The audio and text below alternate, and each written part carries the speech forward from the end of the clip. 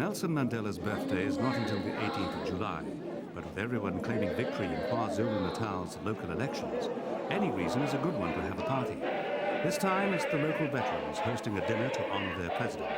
And there's a third reason to celebrate, a near peaceful election in this violence-torn province.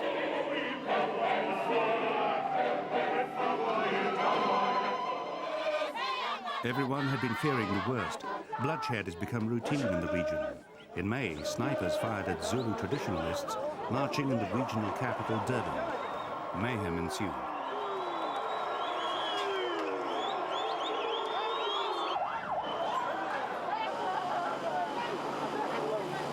In the past 10 years, 10,000 people have been killed in clashes between rival factions.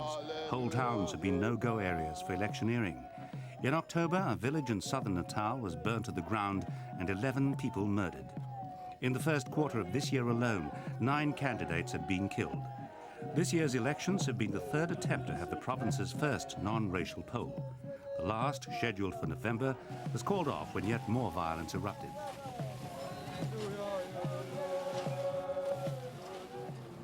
This time, nothing was left to chance. Such was the security KwaZulu Natal was being compared to parts of Bosnia by some journalists. An exaggeration perhaps, but with 30,000 troops and a budget of $600 million US, any unrest was to be swiftly nipped in the bud. It's the equivalent of $200 for every voter, an expensive local election. The success of the poll was crucial for the whole country. The ghost of South Africa's racial violence had to be laid to rest before vital foreign investment could be won.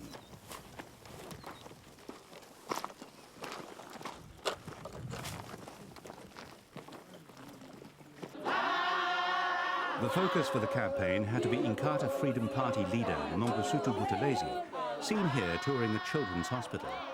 The standard bearer of Zulu tradition, he had to appeal to younger urban voters to make a decisive victory.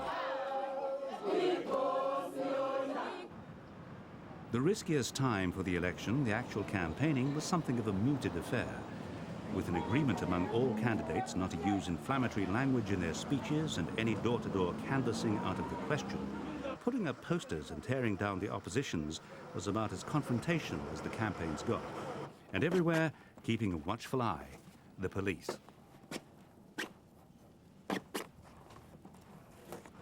Violence was an ever-present reality. The elections had been postponed by a month by the ruling African National Congress on the grounds that levels of intimidation were too high for a fair poll.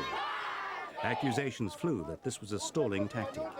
Even after the poll, suspicions of vote rigging and corruption forced cancellations of the vote.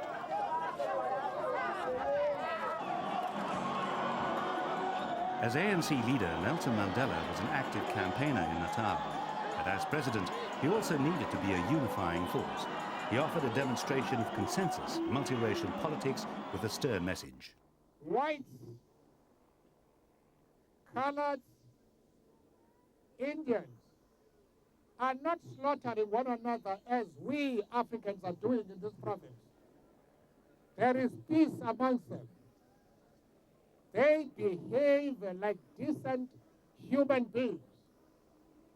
It is only we, that is Zulu killing Zulu, who are behaving like animals, like wild animals. We are being laughed at by others.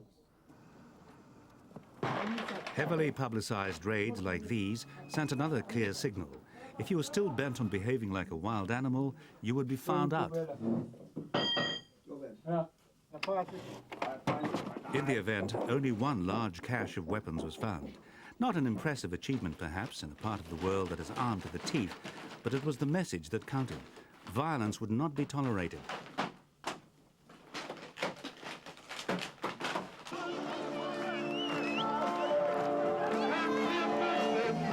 With a white and Asian minority, F.W. de Klerk's National Party offered a comforting vision of American-style presidential politics, strong on razzmatazz, weak on policies, with the one question that could be Mandela's undoing.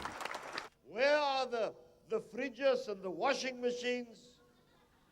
Where are the first installments of the 1 million houses that they promised you? Gone. It's not happening. On home ground, Mangosuthu Buthelezi had a stronger card to play. He played on the Zulus' resentment of Pretoria.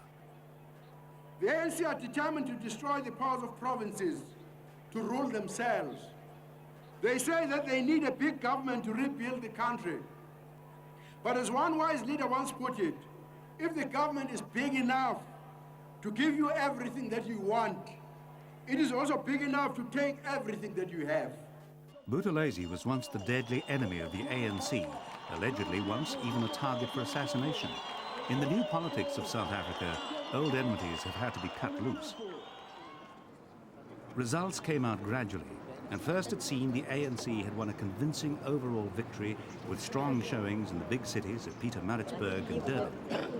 But victory celebrations proved premature as Inkatha swept all 7 regional councils, taking half of the overall vote, but controlling a tiny fraction of the budget.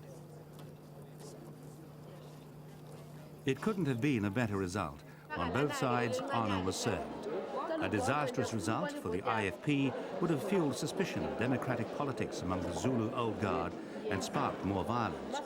All eyes were on the rural areas where politics is driven by allegiance and patronage. A bad result could be seen as insult to traditional leaders with disastrous consequences.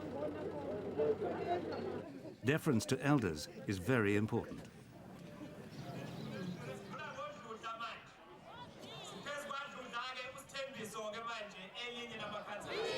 Even in victory, the security remains high.